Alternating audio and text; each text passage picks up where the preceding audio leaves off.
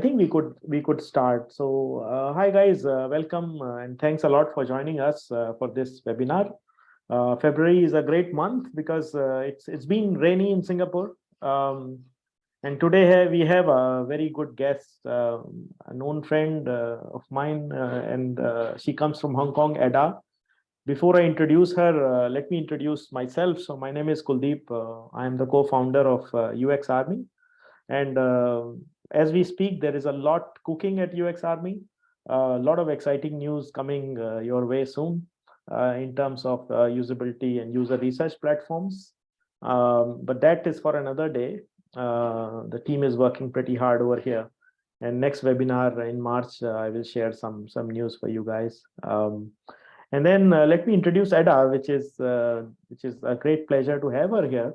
So Ada is actually a veteran in user research. She has spent like over 20 years doing research. She lives in Hong Kong and she has her own research agency called Cool Granite. She has worked in several domains like banks, insurance, logistics, gambling, industry, and museums. She has done user research very thoroughly.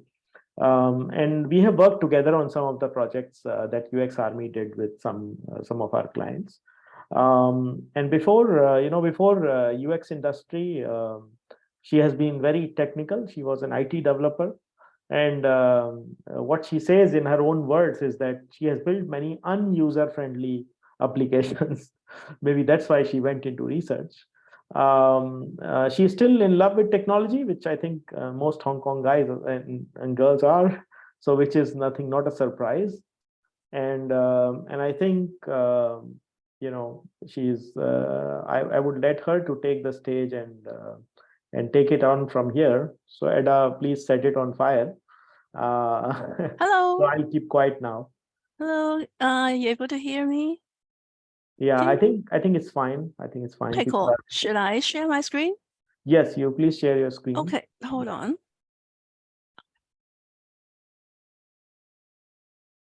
Hello, everyone. Are you able to see me, hear me? Yes, I think everything is fine. Yeah. Okay, awesome. Thank you so much for having me. Yeah. Okay, right here.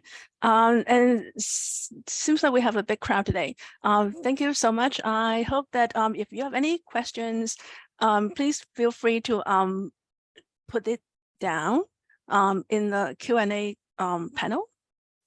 Yep. And if I see any like relevant Q&A, I'm just going to answer questions immediately. Is that okay? Okay, cool. All right, cool. Let's get started. Okay, well, we're going to talk about user research today for newbies, right? So with this new ChatGPT thing, I reckon that I should ask the machine, what would be like for a newbie, what would be a good research method to learn? And this is what I get. The machine suggests suggest newbies to learn interviews, surveys, and card sorting. So for today, let's follow the machine's instruction, follow the machine's recommendations, and get started with interviews. So let me share with you some of my favorite tips about conducting research, interview research. Okay, all right. What's my first tip for you? Okay, let me see that. First tip is like, even though interview is a very common research method, it has limitations. And first of all, people don't tell you exactly what they do and how they feel. So, come on to think of it. Even though interview is like, according to the machine, it's like a very typical, it's easy to learn because interview is sort of like a conversation. But then what makes me think that you may not get what you want from an interview is because people may not be honest with you. Your interviewees may not be honest with you. If you ask them like, what's your exam result? Are they going to be honest with you? unless they get an A, of course. Another limitation with interview is that people would want to tell you the correct things. That means, I will stay away from like fatty food. I always sleep before 11 p.m. But these are the correct things. It doesn't mean they think that that's what you want to hear about. It doesn't mean that that's the thing that they do. Also, you can ask people questions, even though they are honest, they may not remember the details that you need. Details is what you need for your analysis. And then another thing is like people omit the details. It's like they don't know, or they don't know what details you need. Also, people don't think carefully before they answer your questions. People try to generalize. So these are all the things that you will come across if you begin doing your interview projects. So with the limitation of this research method, you will quickly see that it's hard to collect detailed data for analysis just by asking your interviewees direct questions. So what do I mean by direct questions? It's like I noticed when I observe some newbies doing research or doing interviews, a lot of times they would ask like direct questions such as, what do you like or dislike about our services? Or how can we improve our services? How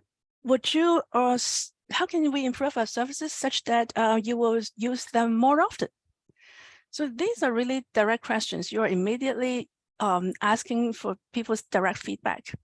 I would say like or dislike or improvement, these are just your research objectives.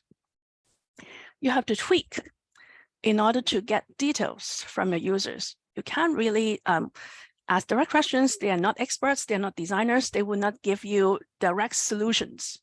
So this is important. Right, next thing. So if I can ask direct questions, what's next? The next thing is avoid asking users to generalize. What does that mean? Besides asking directly what you like or dislike, a lot of times I notice that newbies like to ask things like, how do you make payments? Or what information do you need to choose a credit card? What's wrong with these questions? The problem is you are trying to, you just ask very general questions. And with the general questions, people most likely will give you general answers. What does that mean?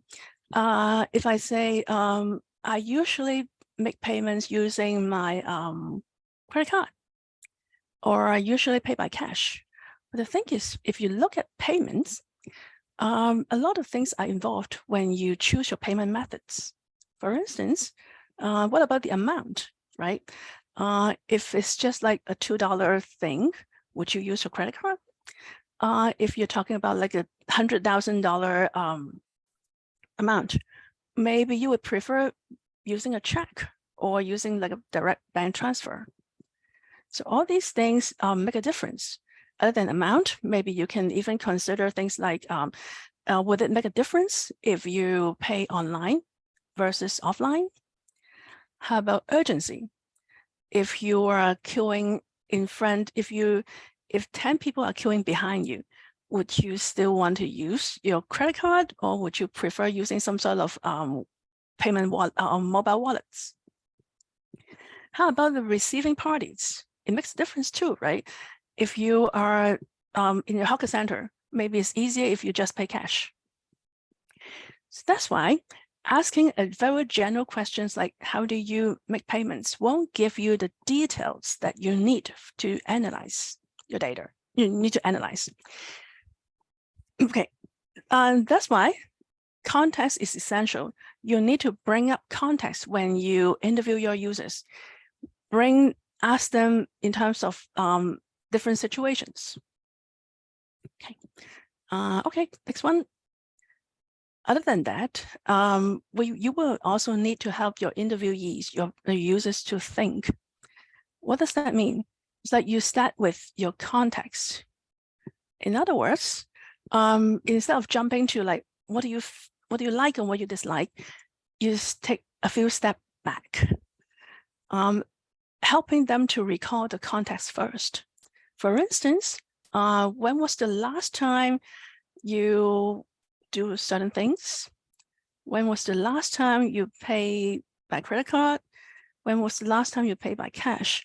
So that helps people, like, you can ask people like, in what situation did you pay using your credit card last time?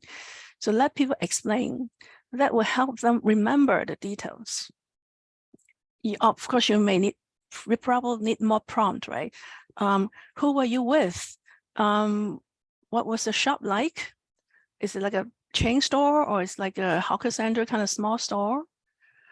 So they help people like remember the context so that you can deeper easily. So after the context, you start asking like the behaviors, right? How do you pay, or like what kind of like steps do you have? Help them like break down what they did. So far you're still talking about something that happens, like facts. What's the situation? How much was involved? That kind of thing. So facts. And after that, you can dig deeper using the facts. For instance, so you told me that you pay using a credit card when you were in like 7-Eleven. Why? So what triggered you to dig out your credit card? Look at reasons. So you probably know like the 5 whys kind of things. So dig deeper into the motivation behind the payment method that they chose. And then you can also ask like negative, like opposite questions. For instance, at that time, did you consider using cash? Did you consider using like your mobile wallet, maybe some sort of debit card kind of things? If not, why? In this way, you will gradually be able to get insights into like their likes and dislikes.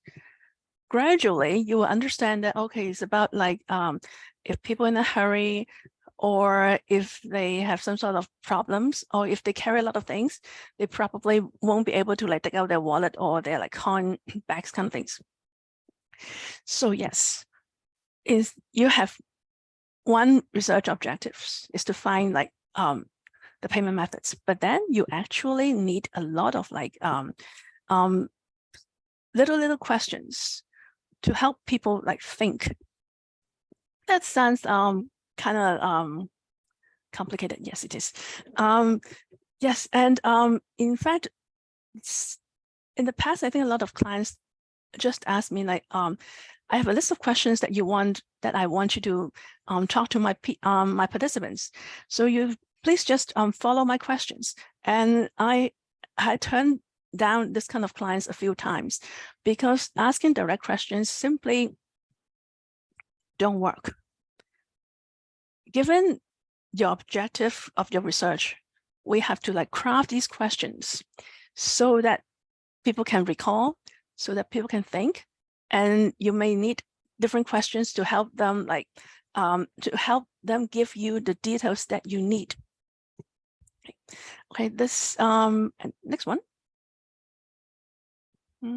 Okay. And as you go for your research interviews, maybe you experiment it with like 2 or 3 people as you go. You will need to constantly review your research design. So you will have to like tweak your questions. Why? Because like after you do a few research sessions, you have to look at your notes and see if you're getting the data that you need. Sometimes you will notice that some questions did not work as you hoped. So you can drop them. Some questions you notice that if I ask question ABC, I get more data from the users. So in this case, you may want to spend more time in questions ABC, or you may ask some little questions to supplement question ABC. So that's why when you do your research, you can't really like conduct all the interview sessions and then you look at the data. That's not how it works. You have to constantly review your data, see what's missing. If you're not getting enough questions, if you're not getting enough data, or if you're not getting feedback in a certain area, you may have to add new questions. Yes, research is actually kind of like design. It's like you need some sort of iterative process to like refine, tweak the questions. Oh, okay. Right. I'm seeing a poll.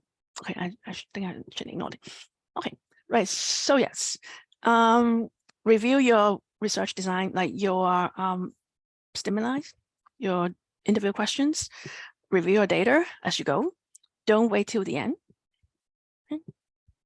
Okay. So far, no questions. Okay, I see questions. Okay, let's see. Okay, I'm just going to take a little 10 seconds to look at the question. How do you make notes from discussions? Do you write something word by word, or do you have other methods? Okay, cool. That's a good question. We had a good question from Anna. Okay, since we're talking about like note taking, I didn't plan to talk about note taking, but if you want to talk about note taking, then let's talk about it. Okay, take notes. I have to admit that I'm not a good note taker. I took notes, but sometimes I couldn't even read my own notes. So how to overcome this problem? My way of overcoming this problem is to ask my client to give me a budget to get a note taker. But for you, as a beginner, you really have to learn to take notes.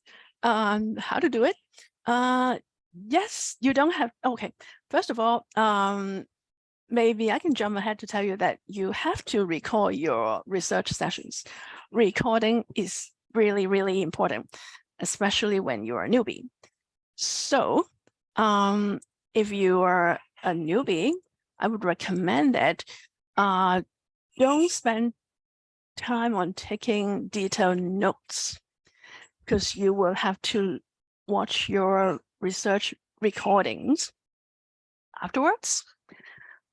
Even when you, but you still have to take sort of notes, because sometimes people say things in a contradictory ways. 10 minutes ago, they may say that, oh, I love credit cards. And now they can tell you that, oh, okay, credit cards is actually not that good. So for these, it's okay to be contradictory. People are. And this is the time that you will have to kind of check your notes. Okay. And then follow up with your interviewees, right? Oh, I noticed that a short while ago, you didn't, I got the impression that you don't quite like using credit cards. How come now you think that credit card is like, a few minutes ago, I thought you like credit card, but how come at this point you think that credit card is not so good? Contradiction is not, of course, some people are really contradictory, but there are times that people are contradictory because of certain contexts. This is the time that you need to clarify. So I'm not saying that you shouldn't take notes. I'm saying that you should like take, as a newbie, you should probably take some brief notes to help you keep track of the conversation. But I would say watch the video, watch the test, the research recordings, and you take notes, because it can help if you can actually like pause the video, and then you can tidy up your notes, and then you play the videos, and then you resume the videos. So yes, and then for like taking notes, yes, there are like some sort of tricks. For instance, if you are doing like user testing, I usually have some like common things that I think users would do. For instance, let's say if I'm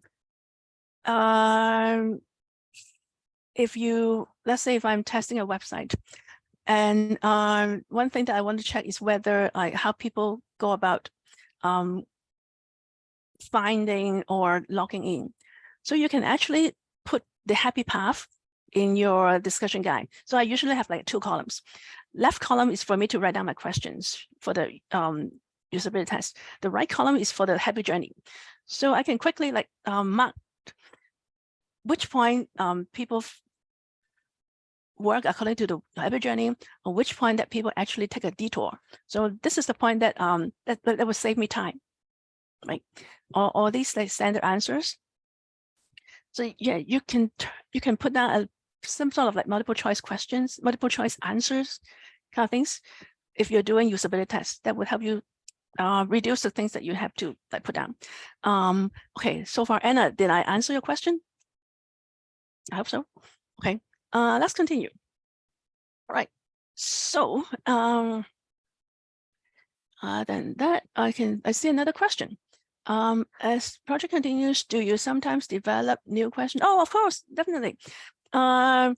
Anonymous, Miss or Mr. Anonymous and attendees, yes, I often develop new questions along the way, because as you go, you will notice that like I said before, at some point you would, as you finish like 1 or 2 sessions, you notice that certain questions don't give you like enough data, or I mean, some questions don't really resonate with the participants, so they don't really give you like rich input. So you can drop them, and you can add or enrich their existing questions. Yes. New features introduced. Do you need to conduct another? You will not need to you don't really need to drop the whole thing.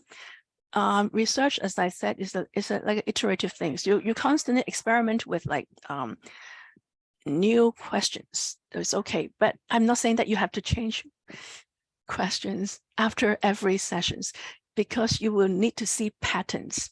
So you will need a few sessions to get a feel of the patterns.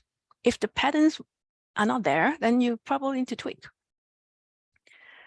Do we need to conduct next one? Yes and no, thanks. Okay, yes and no. All right. Anonymous attendees, any other questions? Okay, next one we have Judith. What can I do when the user is already giving us solutions but not explain? Oh, that happens a lot. Okay, so Judith's question is, what do I do when users is already giving us the solutions but not explaining properly the problem? Okay, this happens very often. A lot of users, they are like, I thought somebody told me that human beings are problem solvers. So we always jump to solving problems instead of understanding the problems. It's totally okay. It happens. And if it happens, it's okay. Then you like drop down your interviewees' solutions, and then you help them think. It's like the previous tips, help them think, in a sense, help them break down why they want to give you such a solutions. So by doing that, it's not like you shouldn't continue by okay, they give you like a solution, but then help them think. It's like, oh, what makes you think that it's like, maybe the solution is like, I think okay, for instance, let's say somehow the participants told you that I want to have a submit button right here, and you have to make it a green button. Then you should take one step back. Okay, why do you think that we should put a submit button here? And you help them tell you the problem. Okay, so is that because you understand the context, the reason behind the solution, reason behind the choice of colors? So is it because the screen is so crowded that they need a really bright button in order to see things? Yes.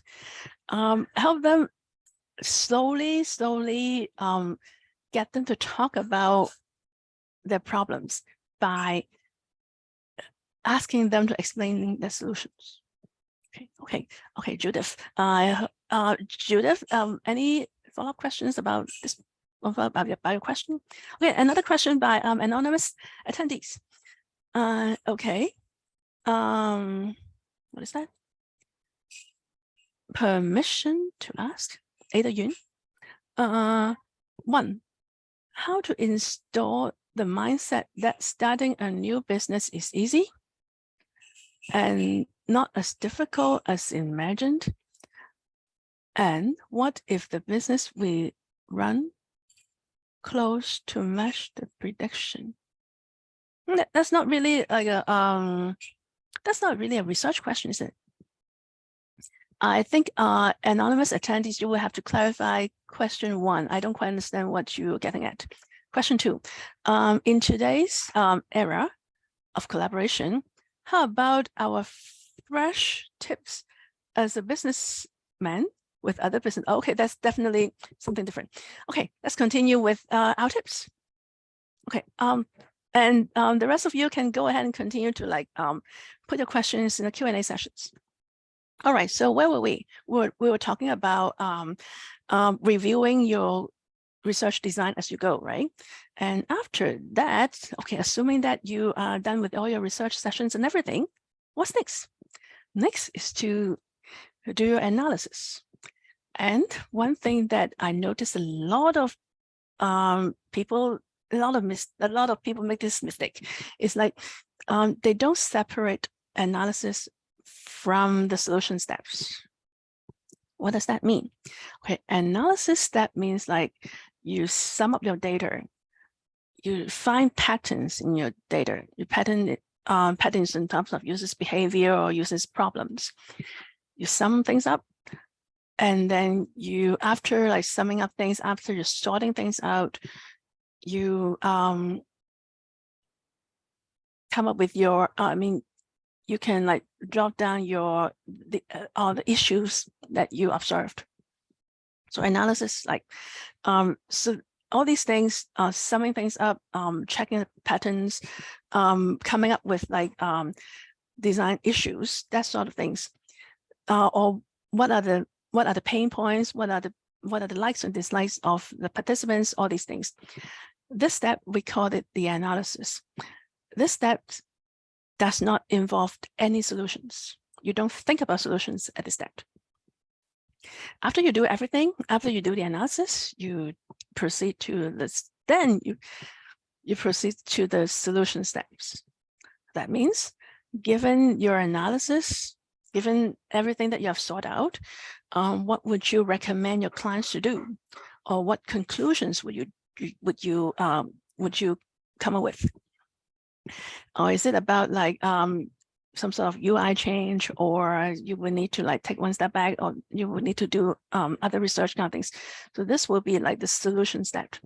So for this part, the analysis and the solutions must be separated. Why? Why can't I just, if I see a problem, if let's say, it's like what my clients like to do, as soon as they see like the users are saying that, okay, I can't see a button, or I don't like your features, they will quickly have a meeting. Okay, and what should we do? Should we change the color, or is it about like, can we change this? It's like they are too eager, too keen on finding solutions, fixing problems, before they have a whole picture of what has happened.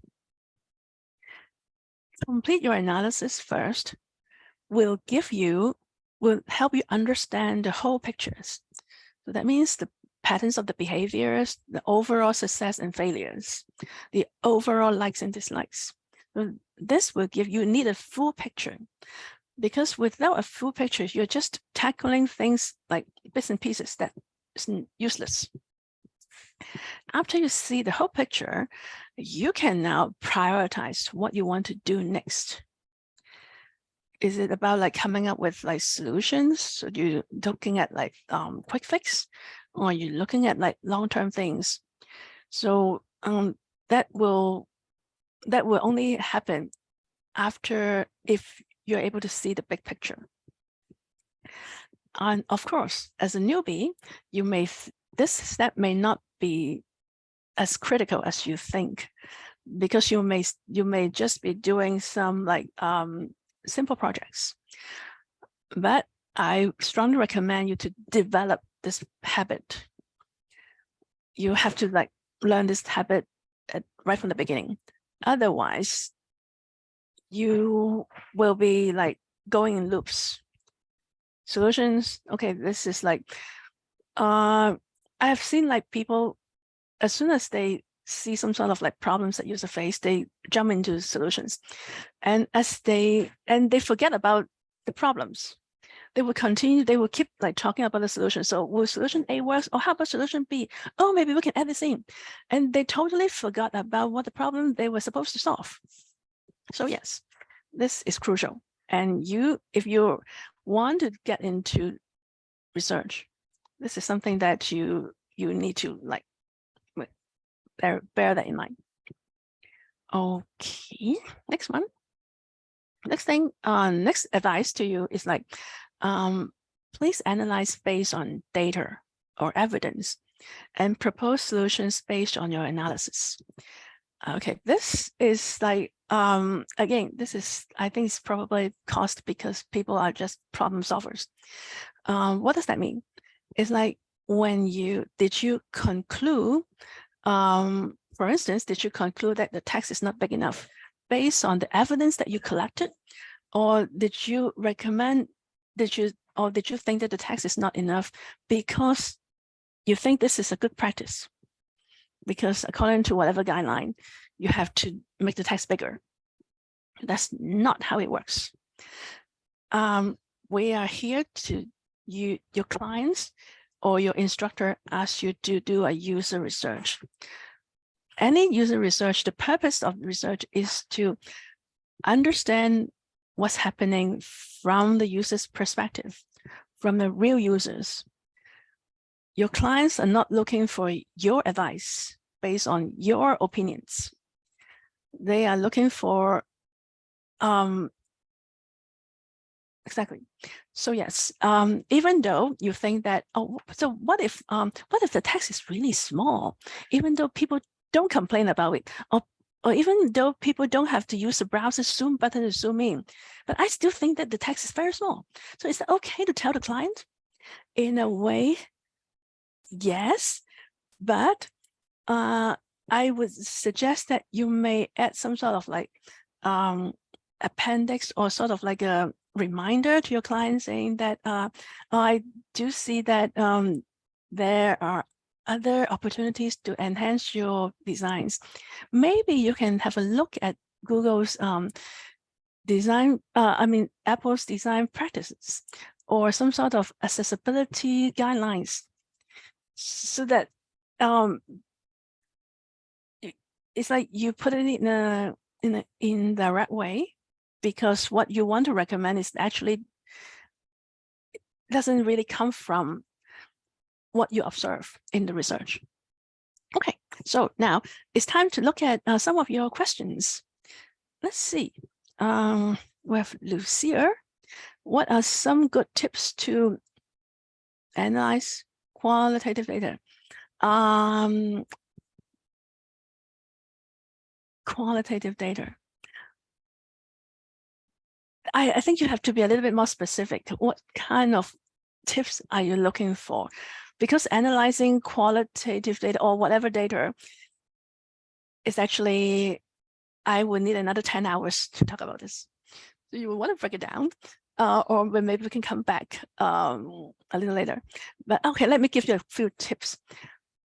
If you want to analyze your qualitative data, it's not about, you have to start from the beginning. That means your research objectives. It's about understanding the research objectives, coming up with a design plan that would address the research objectives, facilitation, and then you come to the analysis. So it's not like you can't really isolate the analysis of qualitative data alone.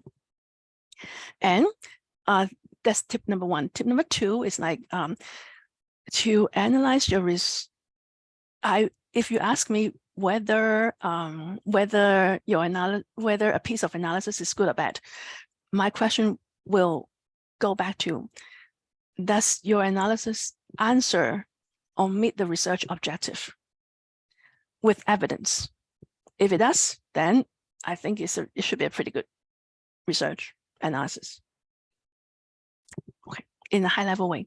So if you want to dig deeper, Lucia, please be more specific in your question. Next question. What's your process to finalize the traits or characteristics needed for your participants? So are you talking about, Christina, are you talking about recruitment?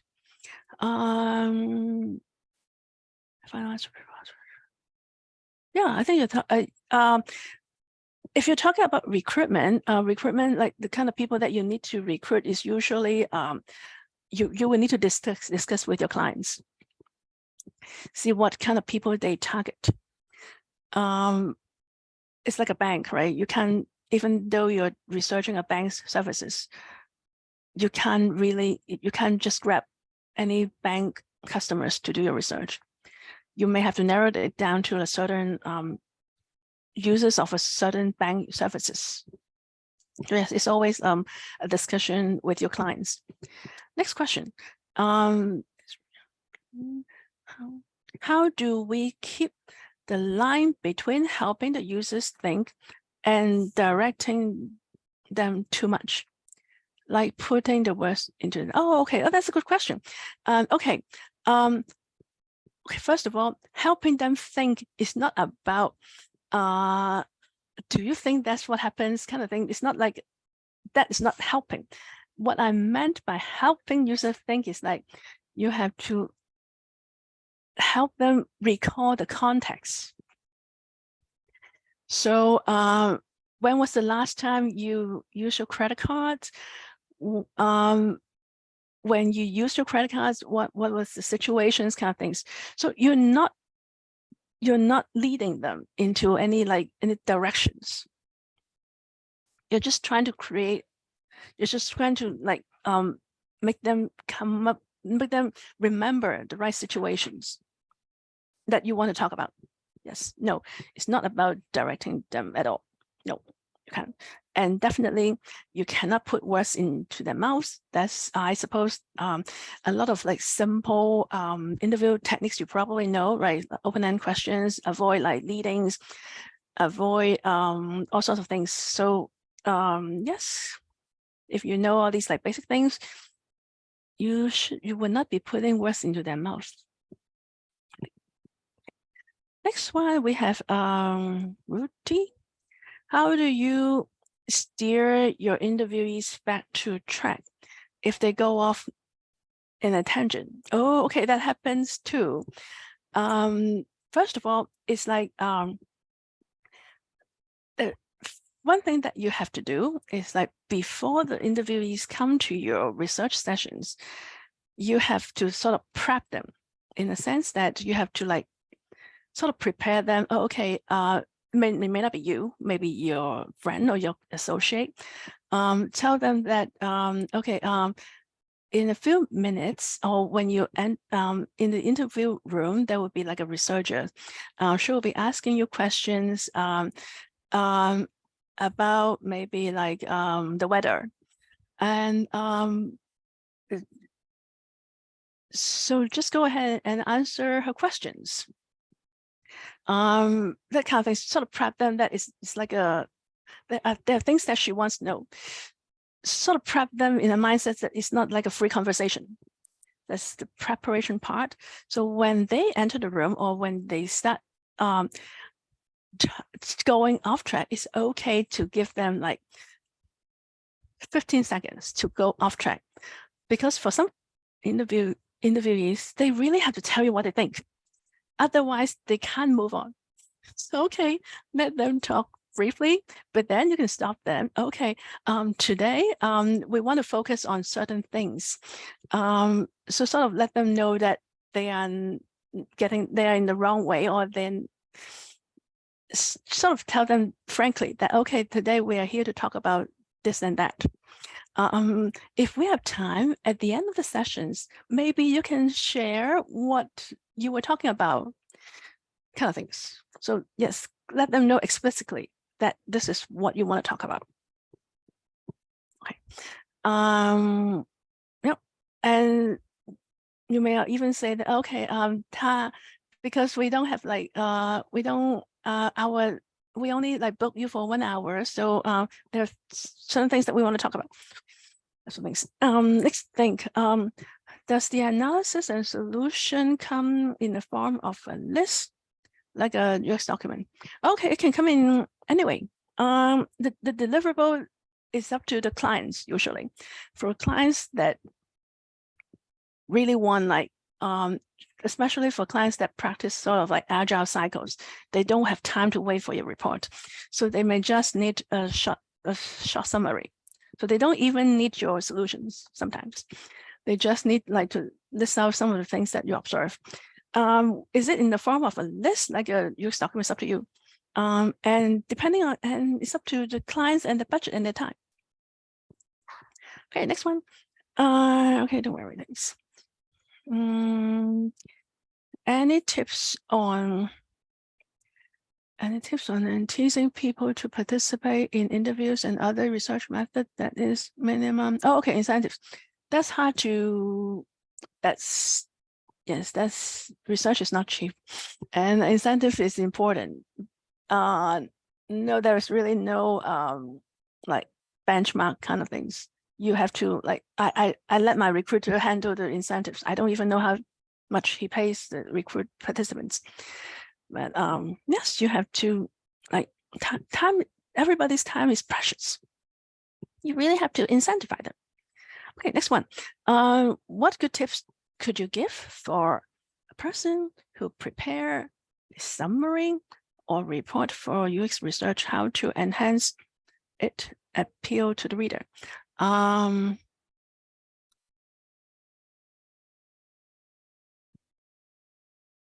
said there are a lot of like tips. I think I'm still learning this part as well. I would say summary or report that is good. That's more difficult, but a quick tip for you is like you have to walk through your summary or report with your clients. That would be the easiest, right? Because it's like you have to, it's like your report or summary is just a way to have a dialogue with the clients, so you can explain more. If you really like your clients, you can't just let this client read your report. You have to walk through it with them. Okay. How do you come up with good and relevant questions so on the spot on the interview? If I ever missed things that you, oh, okay, that's difficult thing. I think it's okay. That it needs experience. So that's why it's very important for you as a newbie to go back to your research recordings. And at that time, you will, even for me at this point now, after 20 years, I'm sure I will still find a lot of things that I wish I could have asked that. That happens a lot. And it's always experience. As you watch your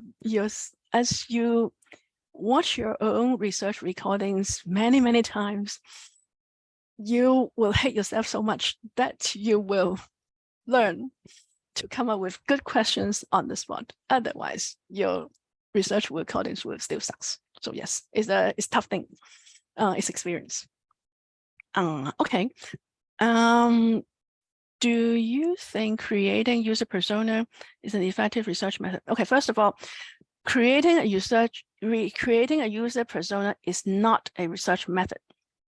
It is just a deliverable, because there are different ways of creating user personas. You can do like interviews, you can do diary studies, and some people actually do like quantitative methods like surveys to do user personas, and I sometimes I combine different methods. I use a few research methods in order to get enough real data to do personas. So persona is not a research method. Next one. Can you give some tips on recruiting participants for newbie projects? Oh, sure. I will come to that later. How long should an interview with a user be? Okay. Depending on your needs, right? Depending on what kind of things you want to ask your users, right? But of course, I think like you can't really make that long because people will be very tired. They can't think.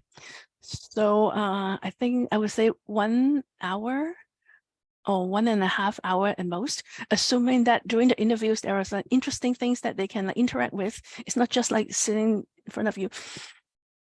So yes, try not to make your interview too long. Okay. Let's see, last question. Marina oh, hey, hi, Marina, how are you? A long time no see. Okay, what's the best way to stop a user from continuing with the research? I understand they are not suitable. I'm trying to be polite, but not to feel bad for them. What do you mean by what's the best way to stop a user from continuing with research? So you think, oh, okay, I'm just guessing. So you think that the interview is not, it doesn't fit your user profile, I suppose. Somehow it happens. Okay, it happens occasionally. I mean, very, very rarely. Depending on how you recruit the participants. For me, because I use a recruiter. So as soon as I notice that this user is not qualified, I will just tell the participants, oh, okay, I have some questions that I suddenly have to deal with. Please get some water or something. I'll be right back. Then I will go and talk to my recruiter. And if the recruiter also thinks that maybe it's their mistake that they find the wrong person, the recruiter will come to the room and bring the participants, ask the participants to leave the room. They will sort out the incentives kind of things. So the embarrassing, I won't have to do the embarrassing part. But if you are the one that recruit the participants, or if you like somehow your internal team recruit the participants, I'm afraid that you may have to like continue with the research, but make it brief. So supposedly, let's say the research is supposed to take 1 hour, and in the first, after 10 minutes, you immediately notice that this person is not right. Then you may just ask them some sort of brief questions, like try a few things. And then you can say, oh, okay, looks like you finished everything quickly, or you have answered all our questions, and we can end the sessions sooner. Then you can send the participants away in half an hour. But then remember to pay them. The incentive is still needed. I hope I answered your question. Next question is like, which quantitative and qualitative and data analysis methods do you find yourself used most often? Oh, okay. I'm definitely the qualitative people. Quantitative is not really my strength. Yes, qualitative data analysis method. And I don't really have like a method to analyze data. What I would suggest you to do, especially when you're a newbie, if you are researching like a bunch of people, like I would recommend that you create a table. So the column will represent the users, the rows will represent your questions. So you create like an Excel table with all the data that you have collected, put it in each cell of the Excel spreadsheets. That will help you see the patterns more easily. Okay, next one is like, okay, then we still have a few minutes. I guess for insights into user research, when transitioning from academic to user research, how do you create user research? Okay. That answers the buy-in and participating from. Okay. Dawn, I think your question is definitely too big. I'm afraid that can't really address it in this seminar. Let's go back to my tips. I'm going to run through that a little bit faster. Okay. Okay, where are we? Okay, next question is like, remember, it's very important that when you come up with like solutions, your solution, excuse me, your solutions have to be backed up by your analysis. You can't come up with solutions just by telling your clients that, I think that this is what you have to do. That's really bad. It's not research. Next thing is about, very important thing is to learn the domain knowledge. It will give you insights in research, help you design your research, analysis, and solutions. What do I mean by domain knowledge? It's like if you are researching stock trading, so at least you need to know how to trade stocks. It's like for my gambling clients, I need to know how to like bet on horses, bet on football in order to do research. Otherwise, you would have a hard time designing your research, crafting your questions.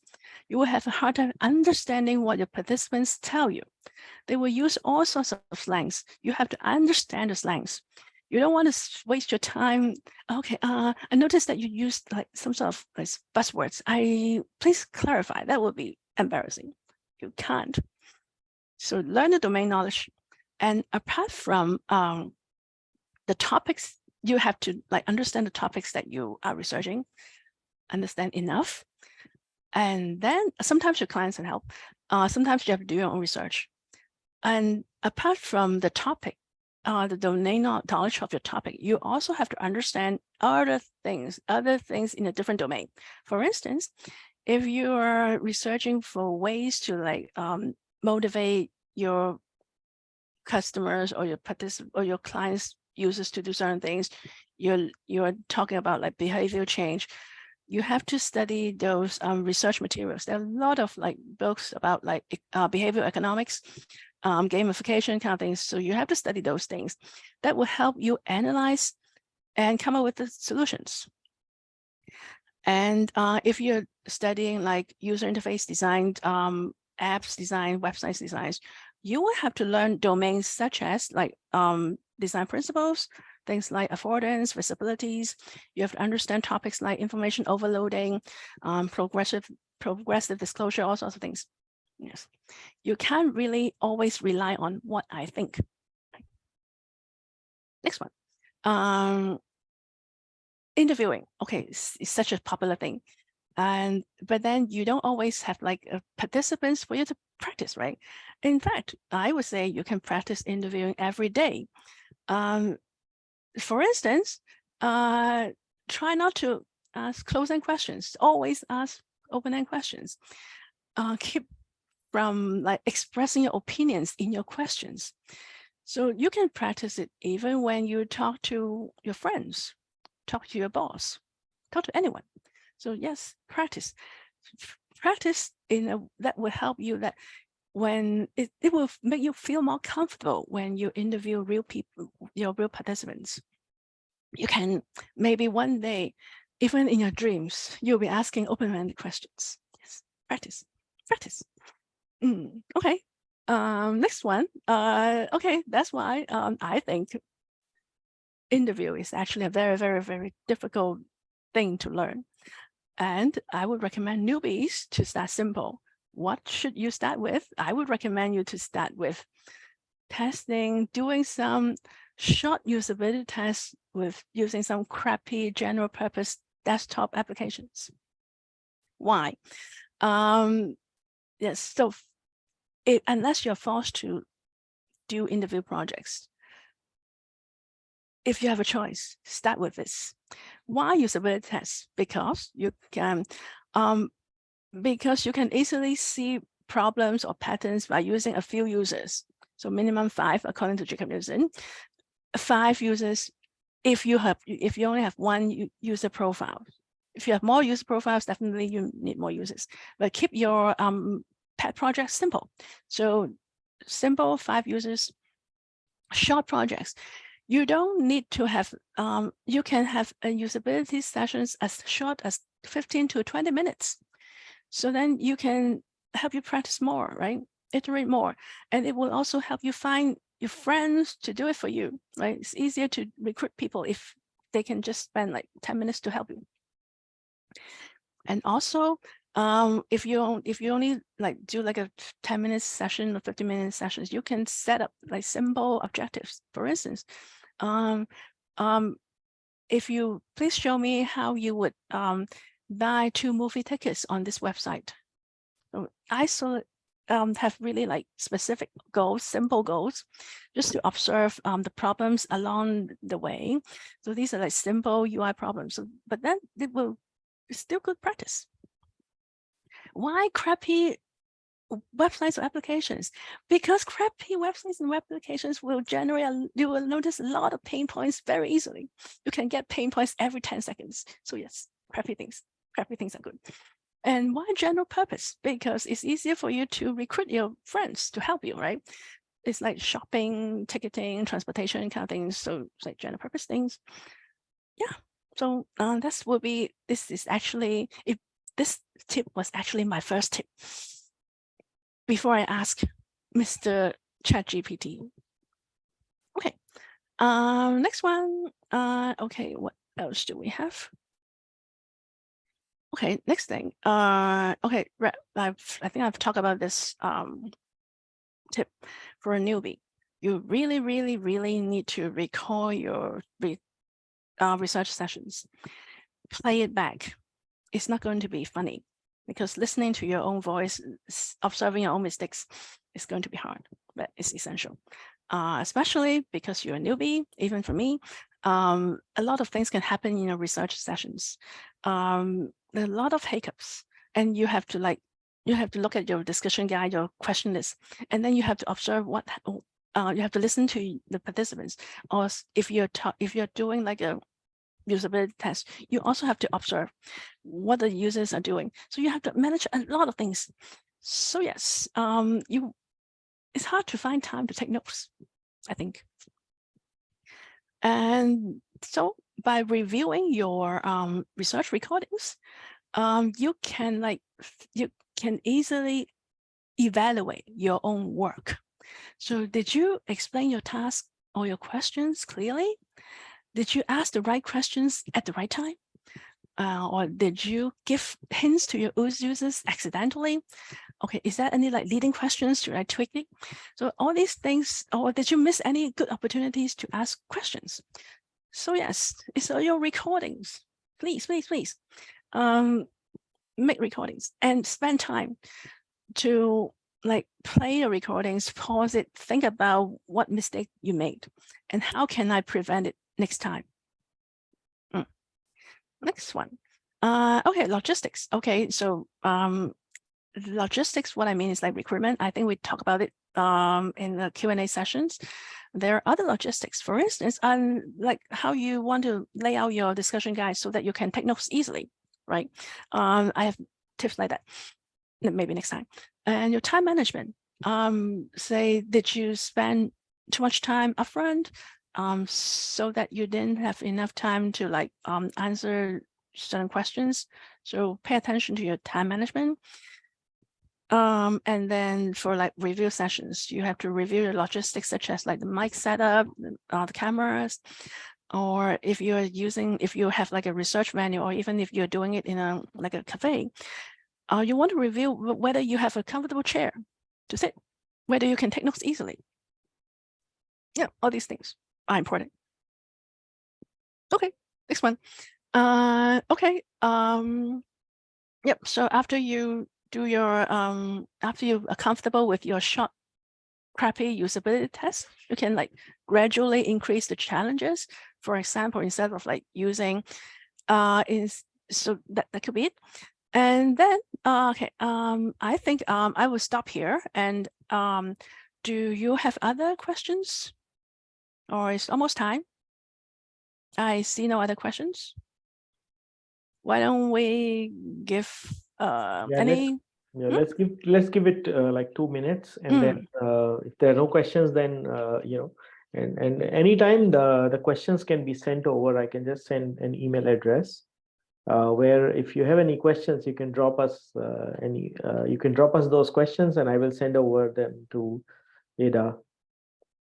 Yeah. If is there any questions that I didn't answer? Or you want me to clarify some of the things that I talk about? Please go ahead.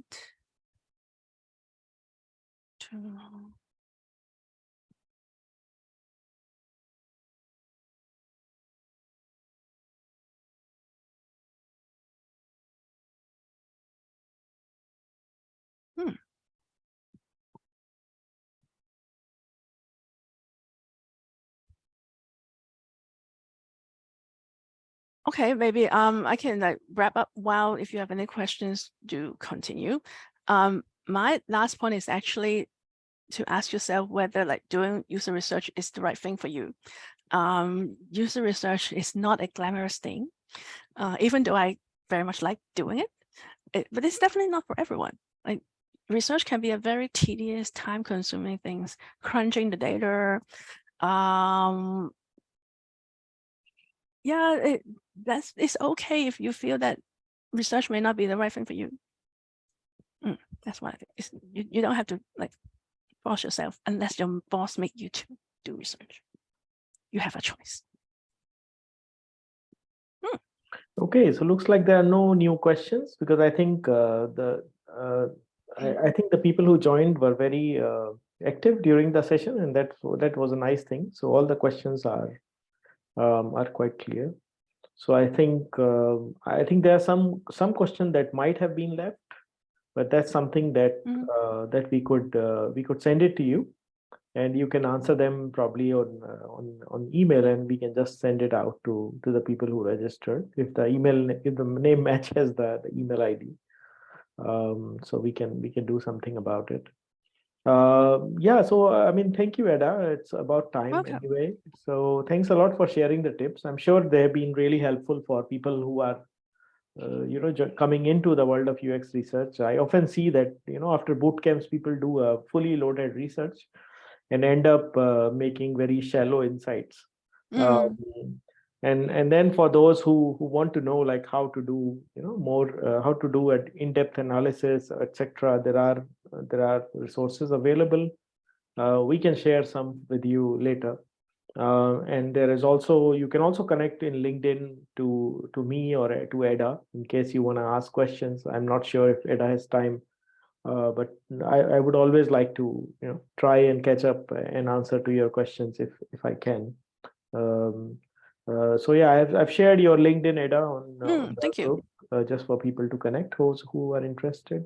So thanks again, and thanks everyone for joining. I mean, and we see you in March when with another new webinar. The news of it will be starting to flow probably tomorrow or another 2 days, and then you can register for that one as well. Okay, wish you everybody a nice evening, and see you, Ada, and see you everyone. Thanks again for having me, and thanks again for all the interesting questions. Yeah, I didn't think about all these questions. I mean, it's not like I consciously think about them. Okay, thank you so much. We'll send them over to you. Okay, Ada, see you. Thank you. Bye-bye. See you, everyone. Bye-bye.